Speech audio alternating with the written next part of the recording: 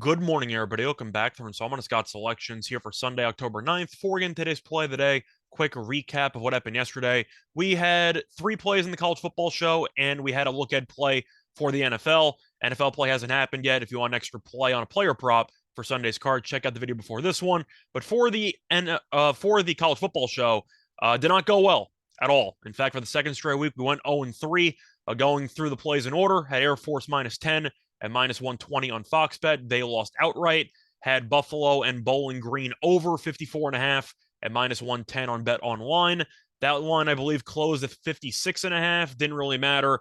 Bunch of really just awful shenanigans throughout the game to take away several touchdowns, and that ended up falling short. And then we had NC State -3 at -110 on DraftKings, and they won by 2.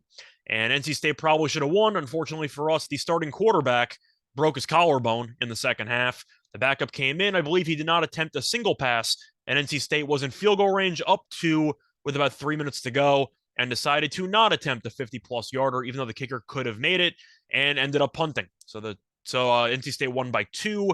For some reason, college football has given us some problems for the last 2 weeks. Not really sure why. The two previous episodes, we were 3-0, and then the last two were 0-3. But we'll try to snap out of it next week. Either way, switching over to the NFL card, looking at something that we have not done for a while in the NFL.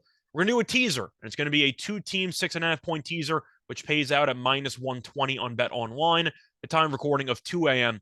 Eastern Time. And for the play in chronological order, we're going to go with the Buccaneers -3.5, taking on the Falcons, and we're going to put that with the Niners and Panthers under 46. And starting off with the Buccaneers, since that game's at 1 o'clock, we're going with the Bucs -3.5 for a couple reasons. First reason, Brady has dominated the Falcons his entire career. Brady has faced the Falcons 9 times in the regular season. He's a 9-0 straight up with 26 touchdowns and 3 interceptions. And if you include the Super Bowl, he's 10-0 against the Falcons. And the last 3 meetings have not been close. Buccaneers have won by double digits. I do think that Tampa should be very motivated to get back on track, especially with how the last 2 games unfolded for them. Last week, they lost at home to Kansas City. Kansas City was coming off an embarrassing showing against Indianapolis and was clearly motivated to get back on track, but Tampa got smacked by arguably a top 2 team in the entire league. Week before that, the Buccaneers lost to Green Bay on a failed 2-point conversion at pretty much the final 10 seconds of the game, but the Buccaneers had pretty much no receivers as Evans, Godwin, and Jones were all out, and they still hung around. But the point is Tampa is 0-2 at home this season, and they played against 2 playoff teams. Now they face off against Atlanta. I think they'll be pretty motivated to get back on track, especially since the Falcons, despite being 2-2, have looked very underwhelming defensively, especially against the pass. And even though they won last week, Mariota only completed 7 passes against Cleveland. I think he's going to struggle dealing with this elite pass rush and potentially turn the ball over a couple of times, which should allow Tampa to extend a decent lead.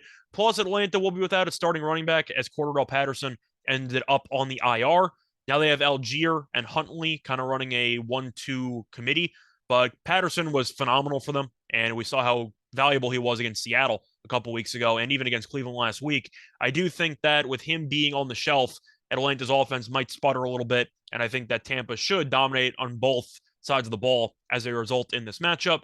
Meanwhile, transitioning over to the actual total in this teaser, I think 46 is going to be very difficult for both these teams to reach because the Niners have been involved in 4 rock fights up to this point. Each of San Francisco's first 4 games this season have had a less than 35 combined points, and each of Carolina's last 3 games have had a less than 43 points.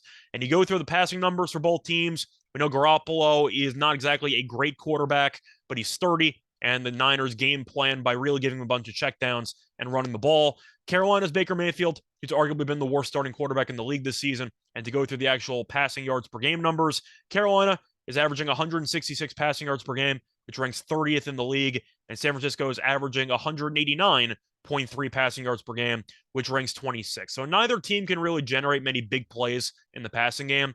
And Carolina is also not very good against the run. So I do think the Niners will be able to sustain a bunch of long drives, which should eat up a ton of clock. I'm not saying they're going to score touchdowns on those drives. You might see Robbie Gould kick a couple of field goals.